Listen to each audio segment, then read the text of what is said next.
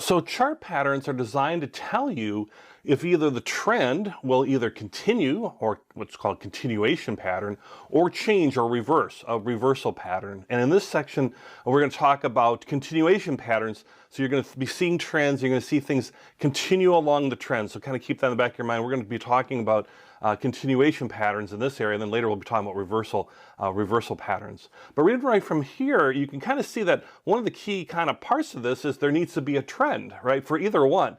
If there's no trend, you really have no continuation or reversal pattern, that's been fully formed. You might see a pattern in development, and you might be a trend being in development too, and you'll see that as we go through the lessons. But one of the key things is part of this whole trend is your friend, and the trend is going to help you as an indication and a predictor, and the patterns do that too, but they need that trend to be there as well. So that's where with chart patterns, sometimes they take a little patience around that because you're waiting for these things to develop.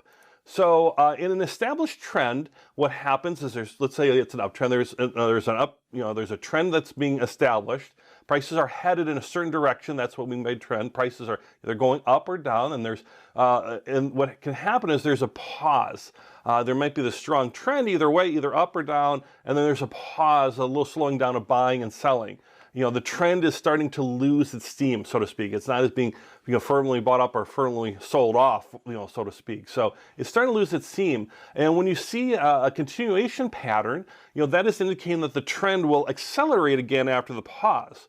So let's use that example of an uptrend. Let's say you've got an uptrend going up. There's a pause, so prices kind of stabilize or go sideways, maybe down a little bit, and then with a continuation pattern, they would keep going up is the idea of a continuation and feel good. And when you are, let's say, investing off a trend, and you see a pattern that's there, you can feel good that you've identified the trend correctly because it's a continuation trend is the idea. So you can feel good about that, okay, I have a really good handle on this particular security, how it is trading at this moment in time because I see the trend, but I also see the continuation pattern kind of reinforcing that. And we can make trading decisions around that as well. So when you're thinking about trading and you're trading continuation patterns, if it's an uptrend, prices are rising, you don't want to sell. You want to ride that price up further. Hopefully you bought in at some point lower. The prices have gone up, so you've made profit as the prices have gone up. And you're seeing this pattern. You maybe see a pause, but you see a continuation pattern. And so the idea is that it's going to keep going up and you'll get even more profits off of that initial trade.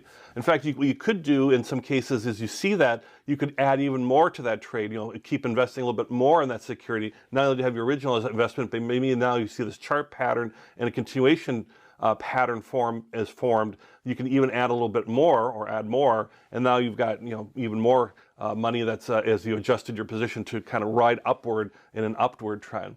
Now if you're, let's say, looking to buy as opposed to short selling or other types of strategies out there, but let's say if you are buying securities and you see a downtrend, well, you can see that established downtrend, and you need to continue to wait that out and wait out that downtrend before buying in, right? So it's a good way to judge to see, is it going to reverse? Is that downtrend going to maybe go start into an uptrend now? But with a continuation pattern, it would be like, no, I see a continuation pattern in a downtrend. That means it's going to keep going down further, which might mean we might have a great opportunity coming up in the near future once that continuation pattern basically runs its course. So that's the general idea behind continuation patterns. Let's now look at some specific examples of the actual patterns that you can see and how to trade off of them.